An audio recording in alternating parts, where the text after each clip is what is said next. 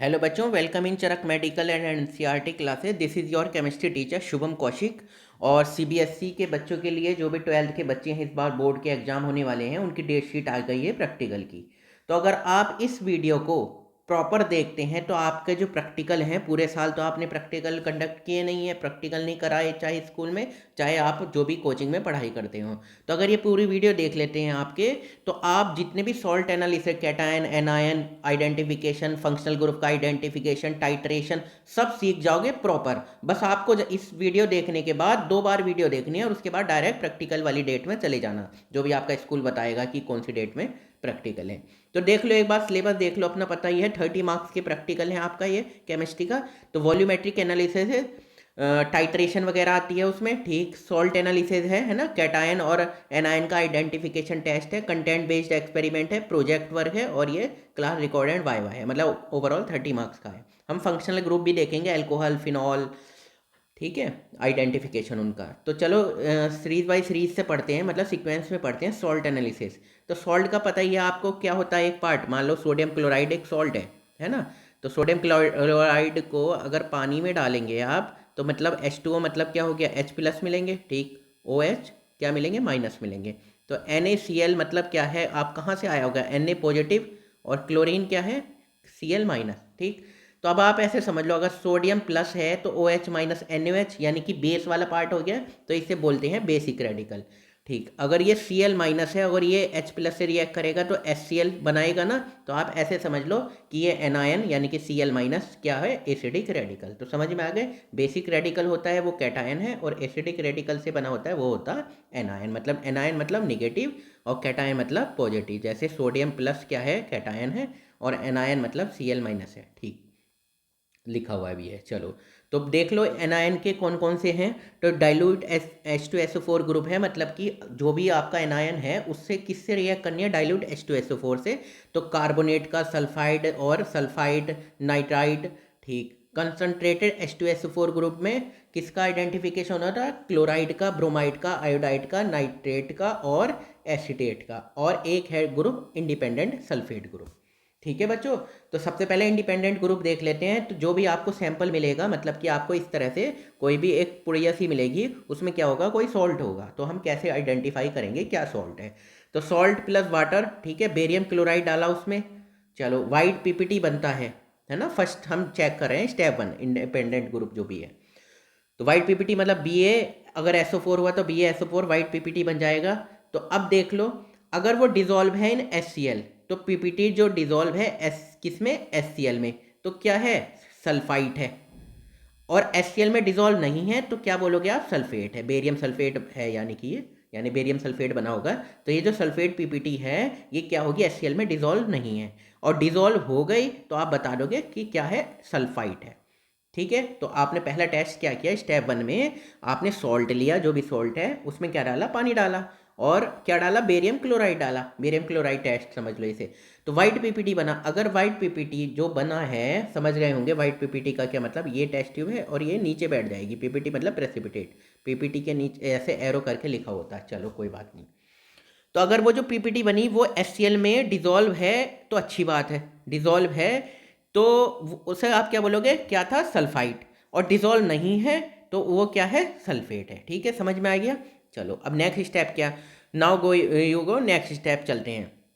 अगर मान लो क्या कह रहे हैं, next step, if not gate PPT, अगर ये देखा आपने और बेरियम क्लोराइड डाला और पीपीटी नहीं मिली, पीपीटी मिल गई तो सल्फाइड के चांस है और सल्फेट के चांस है। और पीपीटी नहीं मिली तो अब नेक्स्ट स्टेप कैसे करेंगे। मैंने यहाँ पे स्टेप बाय स्टेप बताया हुआ है, आपके प्रैक्टिकल कॉपी में भी लिखा हुआ है कि फर्स्ट ग्रुप कैसे देखना, सेकेंड ग्रुप कैसे देखना। तो स्टेप बाय स्टेप अगर फॉलो करोगे तो बहुत आसान है। तो पहला स्टेप में क्या करा आपने, डाइल्यूट H2SO4 से करा। चलो ठीक है। अब दूसरा स्टेप क्या है, क्लोराइड आयन हो सकते हैं, bromide ion, iodide ion, nitrate ion और एसीटेट आयन हो सकते हैं। ये ग्रुप होता है कंसनट्रेटेड H2SO4 ग्रुप। तो यानी कि सैंपल लिया है ना। आप ऐसा कर सकते हो कि आपको जो भी सॉल्ट मिला है, ठीक, तो उसको एक बड़ी टेस्ट ट्यूब में डालना, उसका एक सॉल्यूशन बना लेना, है ना, ओरिजिनल सॉल्यूशन जो बोलते हैं। तो अब उससे लेके उस ये परफॉर्म आगे के टेस्ट आप कर सकते हो, ठीक। सॉल्ट लिया, वाटर लिया, फिर क्या डाला, FeSO4, फेरा सल्फेट, फ्रेशली प्रिपेयर्ड बना होगा, और जो भी आपके लैब अटेंडेंट वगैरह हैं उन्होंने बना के रखा होगा। फिर कंसनट्रेटेड सल्फ्यूरिक एसिड डाला, ये स्टेप 2 बात चल रही है। तो अब देख लो जरा, अगर ब्राउन रिंग बनती है, क्या बनती है, फेरस सल्फेट और कंसनट्रेटेड H2SO4 के साथ ब्राउन रिंग बनती है ना, ये दिया हुआ है कंपाउंड बनेगा, तो कोऑर्डिनेशन कंपाउंड बन रहा है, ब्राउन रिंग बन रही है, तो आप क्या कहोगे, क्या है प्रेजेंट, नाइट्रेट आयन प्रेजेंट है। और अगर ब्लैक पीपीटी बनेगी तो क्या बोलोगे, nitrite ion, NO2 minus ion. अब देख लो, जो भी आपकी कॉपी मिलेगी आपको बोर्ड में, एग्जामिनेशन कॉपी, उसमें ये सब मत लिखना, नाइट्राइट, नाइट्रेट, आपको NO2 माइनस, NO3 माइनस इस तरह लिखना है। तो समझ में आ गया क्या क्या लेना है। फर्स्ट में क्या लिया था, बेरियम क्लोराइड लिया था, अगर पीपीटी बन गई तब तो सल्फाइट या सल्फेट है, अगर पीपीटी नहीं बनी तो आपको कंसनट्रेटेड H2SO4 ग्रुप पे आना है, उसमें फेरस सल्फेट डालना है, कंसनट्रेटेड सल्फ्यूरिक एसिड डालना है, ठीक है। और अगर ब्राउन रिंग बनी है तो क्या चीज़ है, नाइट्रेट है, और ब्लैक पिपटी बना है तो क्या है, नाइट्राइट है, ठीक। अब स्टेप 3 में मान लो ये कुछ भी नहीं हो, ना ब्राउन रिंग बनी ना ब्लैक पिपटी, स्टेप 3 देख लो एक बार। तो सैंपल लिया, सॉल्ट प्लस वाटर, ठीक, फिर सल्फ्यूरिक एसिड डाला, ठीक है, ये स्टेप 3, प्लस क्या डाला, सिल्वर नाइट्रेट डाला, ठीक, यानी कि सल्फ्यूरिक एसिड प्लस AgNO3। मान लो यहाँ पर क्लोराइड आयन होते तो क्या बना देंगे, AgCl। यहाँ पर ब्रोमाइड अगर आयन होते, मतलब कि सैंपल में अगर ब्रोमाइड आयन होता तो AgBr का वो PL येलो कलर का होता है, और आयोडाइड आयन होता तो क्या बन जाता, AgI बन जाता। तो आप कंफर्म कर लेते कि वाइट पीपीटी बनाए, सिल्वर क्लोराइड है, सिल्वर ब्रोमाइड है, या सिल्वर आयोडाइड है। अगर पेल येलो है तो ब्रोमाइड था, और येलो है तो क्या था, आयोडाइड था, ठीक है, क्लियर हो गया होगा। स्टेप नंबर 4, अब यहाँ पर कौन सा है, डाइल्यूट H2SO4। तो पहला क्या था, इंडिपेंडेंट जो बेरियम क्लोराइड था, दूसरा कंसनट्रेटेड सल्फ्यूरिक एसिड के साथ थी, और थर्ड जो है वो है डाइल्यूट H2SO4। तो डाइल्यूट H2SO4 की प्रेजेंस है कार्बोनेट आयन, सल्फाइड आयन, क्या है, सल्फाइट आयन, और NO2 माइनस आयन। चलो देख सकते हो। तो आपने क्या करना है, सबसे पहले वो सैंपल तो है ही है, salt plus lead acetate paper है ना, वहाँ पर रखा होगा लेड एसीटेट, तो आप ले सकते हो, आपकी लैब में होगा। अगर आप कहोगे लेड एसीटेट नहीं है तो सिंपल ये फिल्टर पेपर तो होगा ही, उसका एक टुकड़ा ये काटना, और लेड एसीटेट का डब्बा होगा उसमें डाल के देख लेना। और लेड एसीटेट जो फिल्टर पेपर में, अगर जैसे फिल्टर पेपर है ये इस तरह का पॉइंट ले लिया, इतना सा थोड़ा सा पार्ट, और लेड एसीटेट के डब्बे में डाला तो हल्का सा लेड एसीटेट आ ही जाएगा वो। तो अब क्या करना है, ये टेस्ट ट्यूब होगी जो जिसमें आपका सैंपल है, उसमें लेड एसीटेट इस तरह से ये डाल देना, ये इस तरह से ये डाल देना, ठीक। अब फिर प्लस क्या है, डाइल्यूट H2SO4। तो अब देखो ब्लैक पीपीटी आती है तो आप बोल दोगे, जैसे लेड सल्फाइड की आएगी ना PBS, तो ब्लैक पीपीटी आती है तो आप बोल दोगे सल्फाइड आयन है। और ब्रिस्क इफरवेसेंस है, मतलब कि CO2 गैस निकल रही है, तो आप क्या बोल दोगे, ये क्या है, इसमें कार्बोनेट आयन प्रेजेंट है, ठीक है। तो दोबारा रिपीट कर लो, पहली बार जब इंडिपेंडेंट ग्रुप था तो बेरियम क्लोराइड आपने लिया था, ठीक, बेरियम क्लोराइड लिया था तो पीपीटी बनी थी, है ना, बेरियम इंडिपेंडेंट ग्रुप में, तो या तो सल्फाइट है या सल्फेट है। अगर देखो, देख लो पीपीटी बनी थी, यहाँ से रिवाइज कर लो एक बार और, ये बेरियम क्लोराइड जब आपने लिया तो क्या बना, वाइट पीपीटी बनी। तो वाइट पीपीटी या तो डिजोल्व HCl में है या डिजोल्व नहीं है। अगर पीपीटी डिजोल्व है तो आप क्या बोलोगे, बेरियम सल्फाइड बना होगा, तो इसका मतलब SO3 माइनस माइनस यानी सल्फाइड आयन प्रेजेंट है। और अगर सल्फेट आयन बना है तो इसका मतलब वो पीपीटी डिजोल्व नहीं होगी, पीपीटी बनी रहेगी HCl डालने के बाद भी। फिर कंसनट्रेटेड H2SO4 लिया आपने, कंसनट्रेटेड H2SO4 की प्रेजेंस में जो सॉल्ट प्लस वाटर लिया उसमें फेरस सल्फेट डाला, कंसनट्रेटेड H2SO4 डाला। स्टेप 2 में ब्राउन रिंग बन रही है तो क्या है, नाइट्राइट, ब्राउन रिंग बन रही है तो नाइट्रेट आयन है, और अगर ब्लैक पीपीटी बनी है तो NO2 माइनस नाइट्राइट आयन है प्रेजेंट। स्टेप 3 में ऐसा कुछ नहीं हुआ, मतलब अब तक ये सिल्वर नाइट्रेट प्लस H2SO4 बताइए, अगर सैंपल में क्या होगा, क्लोराइड होगा तो AgNO3 क्या मिला के AgCl बन गया ना, ये AgNO3 से Ag प्लस में लेगा तो AgCl। फिर अगर ब्रोमाइड आयन होगा सपोज करो तो क्या लेगा, Ag से क्या बन जाएगा, AgBr, और आयोडाइड होगा तो AgI बन जाएगा, किस कलर का, येलो कलर का होता है, सबको पता है। चलो हाँ, एक, हाँ, अब स्टेप नंबर 4 पे चल रहे थे, डाइल्यूट H2SO4। तो डाइल्यूट सॉल्ट लिया, उसमें क्या डाला, लेड एसीटेट का पेपर डाला, डाइल्यूट H2SO4 लिया उसमें। तो अब देख लो, अगर ब्लैक पीपीटी बन रही है तो मतलब PBS यानी कि क्या है, लेड है। और अगर CO2 गैस ही निकलेगी ब्रिस्क इफरविसेंस करके, मतलब हल्की सी गैसेस बाहर को आ रही होंगी, तो आप बोल देना कार्बोनेट आयन है।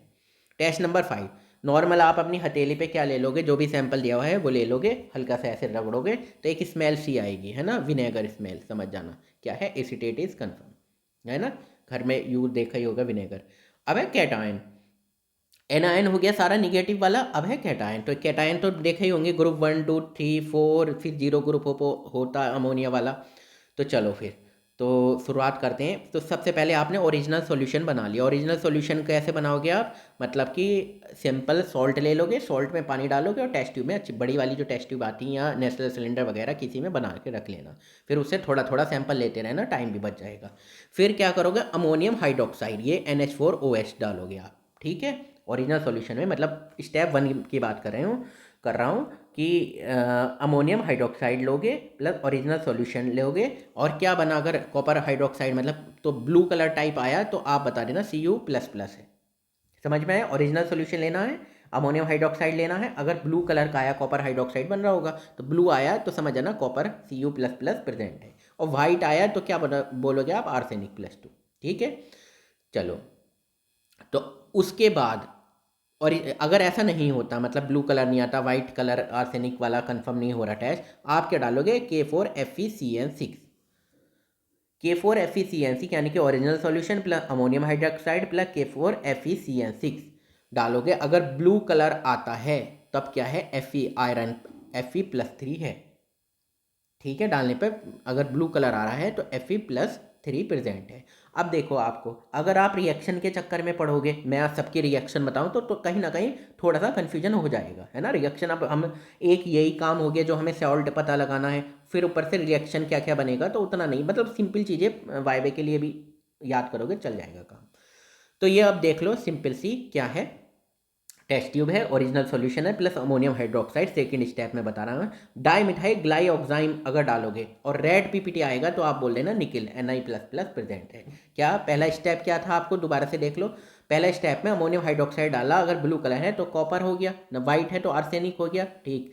प्लस पोटेशियम फेरोसाइनाइड डाला आपने तो ब्लू कलर आया तो Fe+3 है, ठीक। फिर सेकंड स्टेप में original solution ammonium hydroxide dimethylglyoxime डाला, रेड पीपीटी आ गया तो बोल देना निकिल प्रेजेंट है, ठीक। अब देख लो, फिर नेक्स्ट स्टेप देखो, ओरिजिनल सॉल्यूशन अमोनियम हाइड्रोक्साइड तो था ही, 2 से 3 ड्रॉप ब्लू लिटमस डालना, एक्सेस अमोनियम हाइड्रोक्साइड के प्रेजेंस में ब्लू पीपीटी बनेगा, ठीक है। क्या बनेगा, ब्लू पीपीटी बनेगा तो Al+3 प्रेजेंट होगा।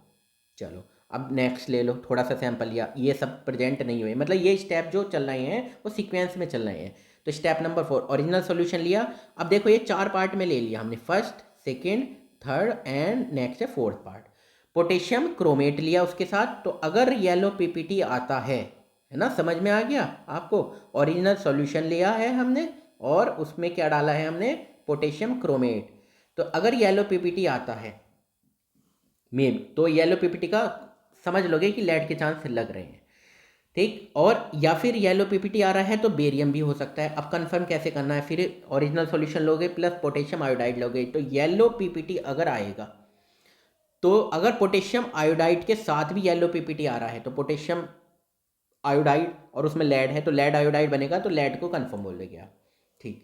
और येलो पीपीटी नहीं आया तो Ba+2, मतलब यहाँ तो येलो आ गए थे और यहाँ अब दोनों में बेरियम भी हो सकता है, लेड भी हो सकता है। अब क्या करोगे, पोटेशियम आयोडाइड लोगे, येलो आ गया तो फिर क्या कहोगे, लेड, और नहीं आया तो क्या कहोगे, बेरियम। चलो, अब फिर next ammonium sulphate, original solution plus ammonium sulphate, white PPT आ गया तो समझ लेना स्ट्रोंटियम प्रेजेंट है। फोर्थ में अमोनियम ऑक्सलेट, यानी कि सैंपल यानी original solution plus ammonium oxalate, YPPT आता है, देन कैल्शियम क्या है, कैल्शियम+2 प्रेजेंट है। समझ में आ गया, अमोनियम कैल्शियम ऑक्सलेट बनेंगे ना, अमोनियम ऑक्सलेट से YPPT आ रहा तो कैल्शियम आप बोल देना प्रेजेंट है, ठीक है बच्चों। चलो, अब नेक्स्ट स्टेप 5, अब ये लास्ट देख लो, फिर उसके बाद हाँ टाइट्रेशन शुरू है। अब देखो ओरिजिनल सॉल्यूशन आपका बचा हुआ ही था, उसके बाद नेशनल रिएजेंट डाला है ना, तो ब्राउन पीपीटी आता है तो बोल देना अमोनियम प्रेजेंट है। अमोनिया का वैसे भी पता चल जाएगा, जो भी अमोनिया का सैंपल है नॉर्मल पाम पे या NaOH वगैरह से डालोगे तो अमोनिया की खुशबू आती है, उस आराम से पता चल जाता है अमोनियम का, खुशबू ही ऐसी आती है, ठीक है बच्चों। चलिए, तो हमारा ये क्या हो गया, जल्दी जल्दी में हमने पढ़ लिया सॉल्ट एनालिसिस, मतलब कैटायन एनायन हमने अच्छे से देख लिया है। अब हम क्या देखते हैं, टाइट्रेशन। तो टाइट्रेशन का क्या काम है, टाइट्रेशन से आपने देखा होगा कि क्या होती है, एक ब्यूरेट होती है, ध्यान दिया है, ब्यूरेट होती है। ब्यूरेट के नीचे क्या होता है, हम कोनिकल फ्लास्क रखते हैं, है ना, और वो इस तरह से मीजरमेंट करते हैं, यहाँ पर चेक करते हैं ब्यूरेट में कितनी रीडिंग आई। तो वो क्या काम करते हैं, हम जो ऊपर ब्यूरेट में सॉल्यूशन भरा जाता है ना, उसकी हम एक तरह से मोलरिटी पता करते हैं, वो कितने मोलर का है। तो हम मोल्स दोनों के इक्वल रख के M1V1 is equal to M2V2 से फॉर्मूला निकाल लेते हैं, फिर M2 निकल जाता है। ठीक है, तो क्वेश्चन पढ़ लो जरा, 1 मिनट अच्छे से कर देते हैं इसे। Prepare a standard solution of M/20 यानी कि 0.05 फेरस अमोनियम सल्फेट का सॉल्यूशन बनाना है, और इस सॉल्यूशन के साथ क्या किसकी find out molarity and strength of given KMnO4 solution, मतलब हमें KMnO4 का सॉल्यूशन मिलेगा लैब में। ठीक, उसके बाद हमें क्या करना है, इसका फेरस अमोनियम सल्फेट से उसकी टाइट्रेशन करनी है, जिसकी निकालनी है हमें मोलरिटी। तो हम उसे कहाँ भरेंगे, उसे भरेंगे ब्यूरेट में, यानी कि पोटेशियम परमैंगनेट को KMnO4 को कहाँ भरेंगे, ब्यूरेट में। और जिसकी हमें पता है, नोन है, वो हम भरेंगे कोनिकल फ्लास्क में। ठीक, आपने लैब में गए होंगे तो 1-2 बार देखा होगा।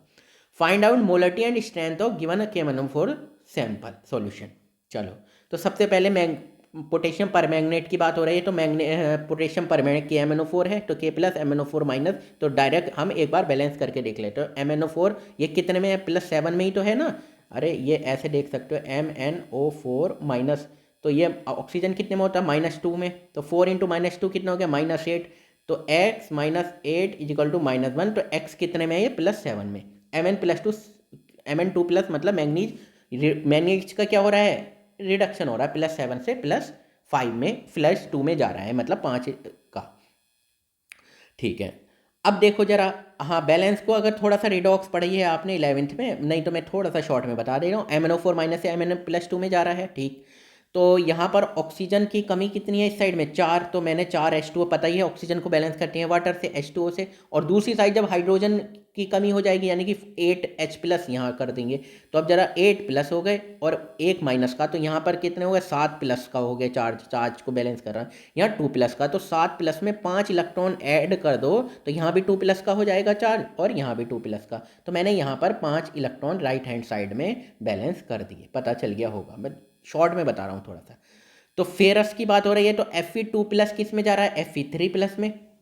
ठीक है, Fe2+ किस में जा रहा है, Fe3+ में। क्यों जा रहा है, इसका एटॉमिक नंबर से निकालोगा, इलेक्ट्रॉनिक कॉन्फ़िगरेशन क्या होगा, 3d6 4h2, तो 2 इलेक्ट्रॉन तो ये चलेगा, यानी कि ये वाला तो 3d6 में है, तो इससे ज़्यादा किस में खुश रहेगा, ये Fe3+, यानी कि 3d5 में खुश रहेगा, तो इस वजह से ये जा रहा होगा।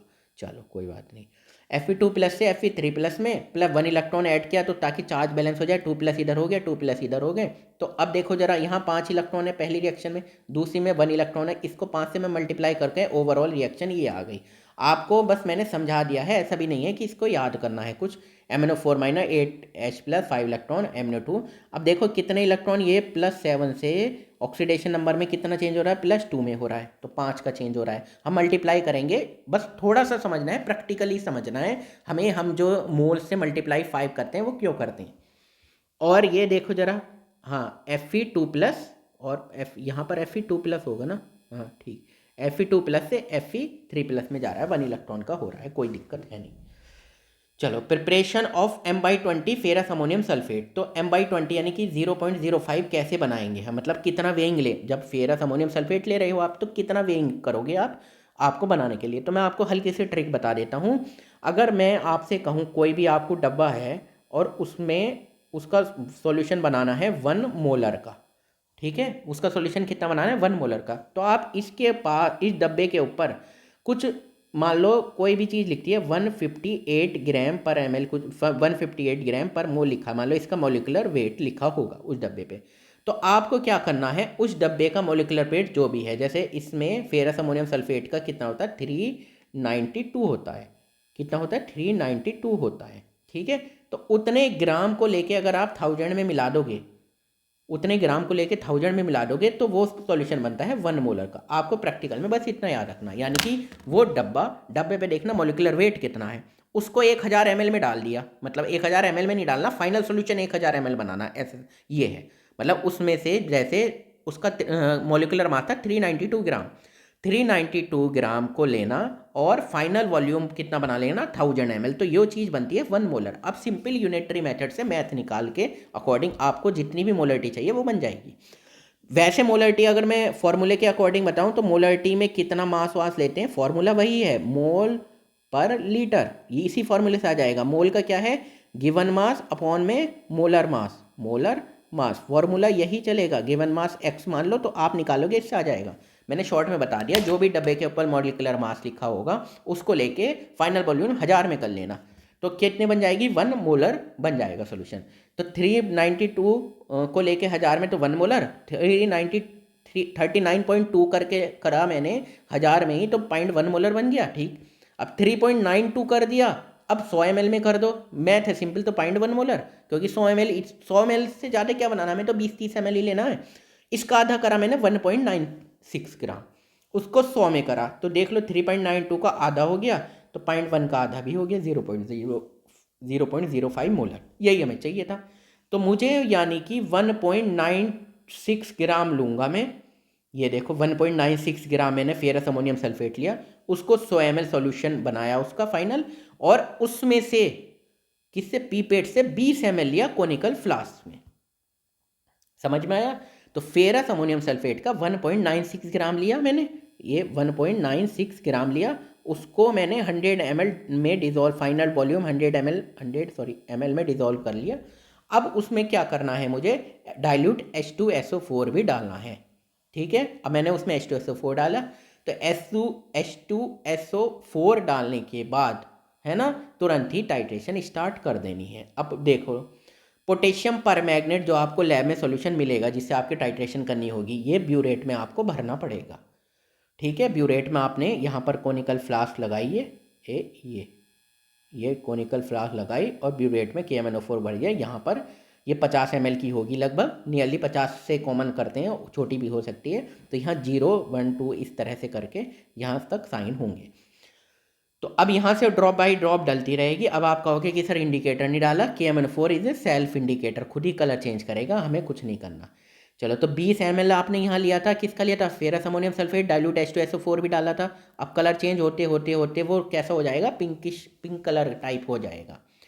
ठीक है, तो लगभग जितना भी वॉल्यूम लगेगा वो मेजर कर लेना। ठीक, अब देखो कैलकुलेशन, तो ये है क्या है, n क्या है यहाँ पर देखो, ये है M1V1, ये मैंने ऐसे बताया ना, M1V1 = M2V2। मान लो M2 हमें निकालना है ना, दूसरी तो मोलरिटी निकालनी है, तो हमें ये मोलरिटी पता होनी चाहिए पहले की, ये मोलिकुलर वॉल्यूम पता होना चाहिए, सॉरी, और यहाँ पर वॉल्यूम हमारा कितना मेजरमेंट लगा वो हमें पता होना चाहिए, और यहाँ मल्टीप्लाई करते हैं हम n से। आप ये n अभी केमिस्ट्री 12th वाली या जेई के बच्चे जो हो, नीट के बच्चे, कंफ्यूज मत होना, बस ये समझ लो ऑक्सीडेशन नंबर जो भी चेंज हो रहा है ये वो वाला n है। ठीक, तो n, ये कैलकुलेशन देखो, KMnO4 के लिए K लिख दिया मैंने, और फेरस अमोनियम सल्फेट के लिए MF और VF, वॉल्यूम कितना लगा फेरस अमोनियम सल्फेट का। तो नॉर्मलिटी कितना, ये जो ऑक्सीडेशन नंबर में चेंज है KMnO4 के लिए Mn+7 से किस में जा रहा था, Mn+2 में जा रहा था, है ना, तो मैंने 5 लिख दिया, 5 का अंतर आ गया। तो मॉलिकुलर ये मोलरिटी KMnO4 ये मुझे निकालनी है। ठीक है, और वॉल्यूम कितना लगा किसका, KMnO4 का, ये कितना लगा, ये 10 लगा, ये यहाँ तक घट गया, मान लो ये यहाँ तक ख़त्म हो गया यहाँ तक, तो ये लगभग 10.2 ml लगा मान लो, तो वो क्या लिख दोगे आप कि 10.2, जितना भी लगेगा वो वहाँ पे लिख देना आप।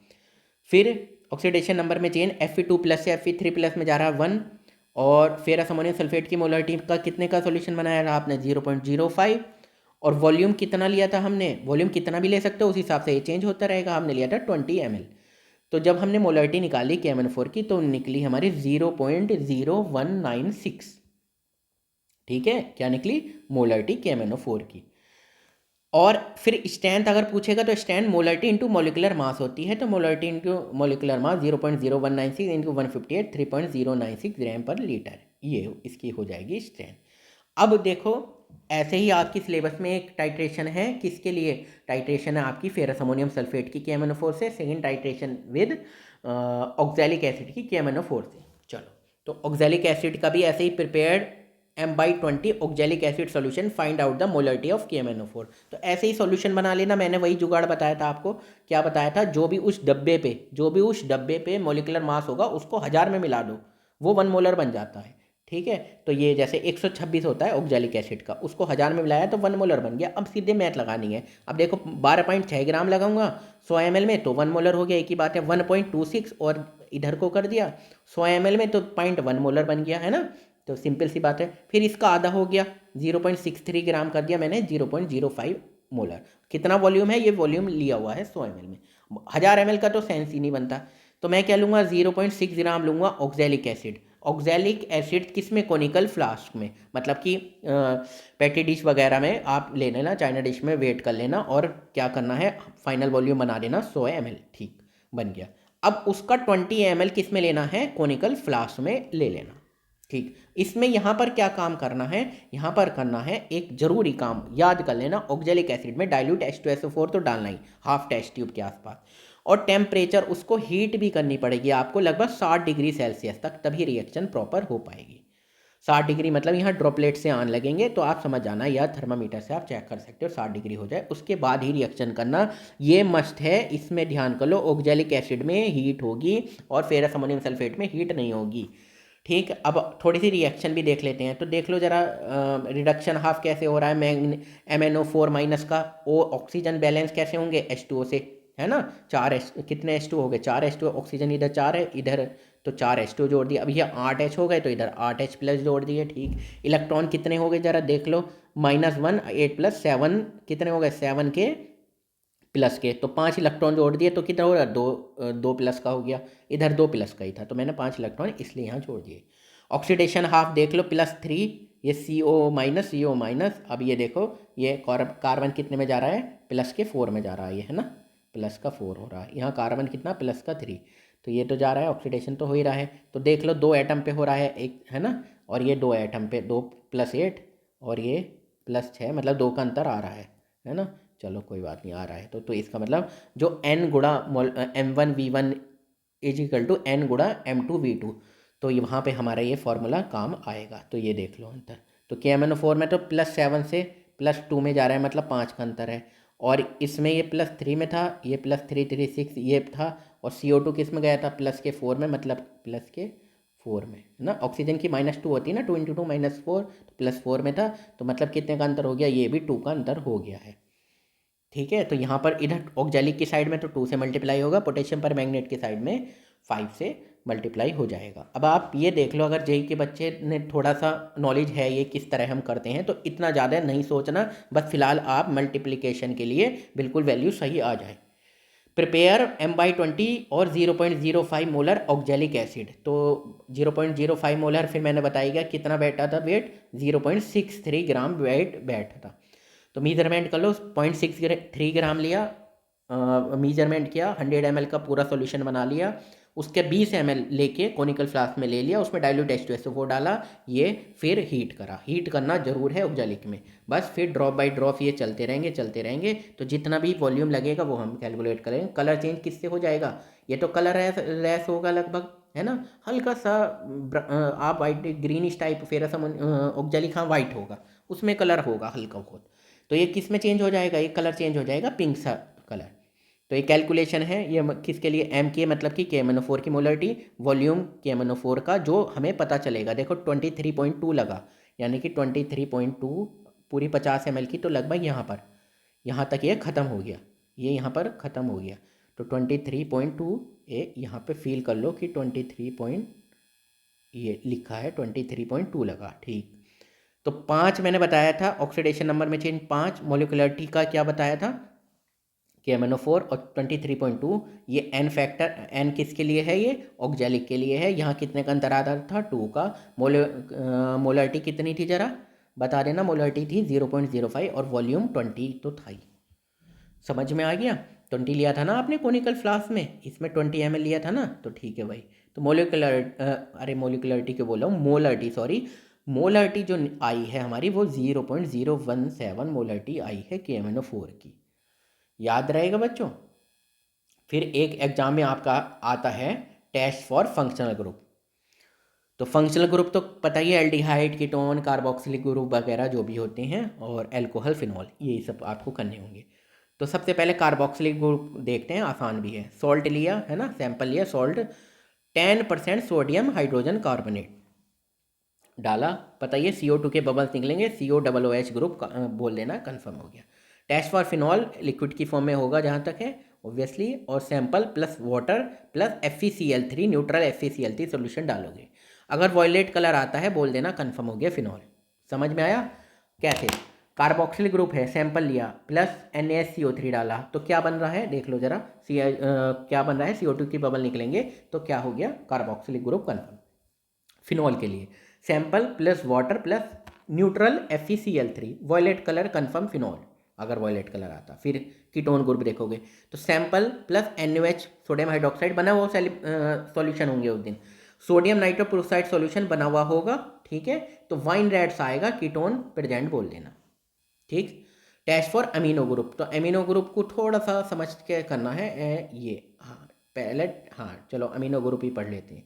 तो इसमें क्या करना, थोड़ा सा ध्यान, ये थोड़ा सा ध्यान का करना, तो कोई भी ऑर्गेनिक कंपाउंड है, ठीक, 2 ml कंसनट्रेटेड HCl डालना है, ठीक है, साइड से डाल देना, ठीक है। अब उसको कोल्ड वाटर में, ठंडे पानी में, ठंड का ही टाइम चल रहा है तो ठंडे पानी में ठंडा सी रखना वो सैंपल, ये भी ठंडे पानी में रहेगा, है ना, ये भी ठंडे पानी में कर लेना।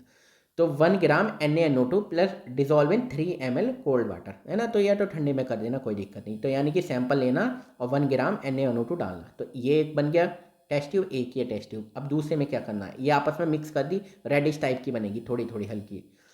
अब क्या, दूसरी तीसरी टेस्ट ट्यूब में बीटा नेप्थोल लेना, अब ये वाला जो सोल्यूशन है ये बीटा नेप्थोल में डालना, रेड और ऑरेंज डाई बन जाएगी, तो समझ जाना क्या प्रेजेंट है, अमीनो ग्रुप प्रेजेंट है।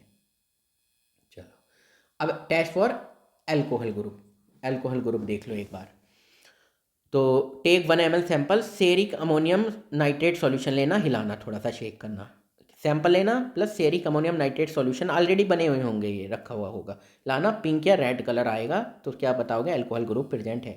और सिंपल एक ईस्टर वाला है, स्मेल सी आती, सैंपल लेना, तो 1 ml acetic acid, glacial acetic acid, 2 से 3 ड्रॉप्स ऑफ कंसनट्रेटेड H2SO4 डालना, गर्म करना, तो आप देखोगे प्लीजेंट फ्रूटी स्मेल आएगी, तो कह देना, समझ जाना क्या है, अल्कोहल प्रेजेंट है। तो बच्चों आज हमने ये सारी की सारी चीज़ें, ये देखो टाइट्रेशन भी देख ली हमने, सॉल्ट एनालिसिस भी देख लिया, मतलब क्या क्या है, और सॉल्ट एनालिसिस की थोड़ी सी जानकारी ये आपके एग्जाम में भी पूछी जा सकती है, 1-2 नंबर का आ जाता है कई बार कुछ टेस्ट वगैरह, CBSE बोर्ड के केमिस्ट्री में भी, और JEE का तो प्रॉपर टॉपिक है, 4 नंबर का क्वेश्चन सॉल्ट एनालिसिस से आता है, ठीक है। तो हमने क्या करा, सॉल्ट एनालिसिस देखा, कैटायन देखा, एनायन का टेस्ट करा, फंक्शनल ग्रुप करा, टाइट्रेशन करें, ठीक है। टाइट्रेशन का क्या है, ध्यान रखना, वो जो ऊपर इस तरह से होती है उसका क्या नाम है, ये होती है ब्यूरेट, और जो कोनिकल फ्लास्क में आप वेइंग कर वॉल्यूम लोगे ना किसी भी सॉल्यूशन का, वो किससे लेते हो, पीपेट से, ठीक है, ये पीपेट से आप लेते हो, ठीक है बच्चों। चलिए